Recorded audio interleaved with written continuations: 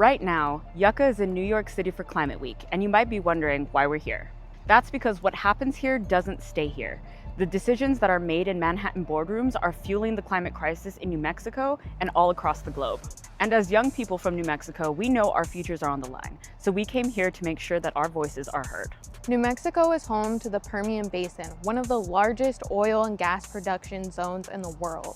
The oil and gas extracted from our lands is poisoning our air, water, and communities and driving climate chaos everywhere, from historic droughts and wildfires back home to flooding and rising seas here in New York. What happens to our land, water, and communities doesn't just stay in New Mexico, it affects everyone. And the same Wall Street billionaires making decisions in New York skyscrapers are shaping the future of our families thousands of miles away. Whether it's oil and gas expansion or utility takeovers like Blackstone's attempt to buy out PNM, these decisions are about keeping extraction alive while corporations cash in and our communities pay the price. Our struggles aren't separate. They're connected by the same extractive systems of harm. Back at home, we've already seen what happens when industry interests and their allies run the show. Lobbyists write the rules, community voices are ignored, and greenwashed false solutions like hydrogen, carbon capture, and produced water are sold to us as climate action.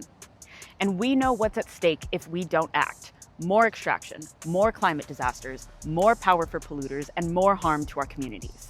That's why we came to New York, because this trip is about more than just one march, 1 week, or one action.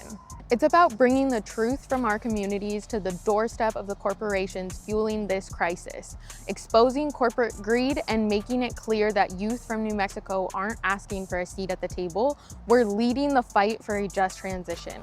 From New Mexico to New York, our struggles are bound together, and we're linking arms with our allies here to demand a just transition that puts people and the planet before profit.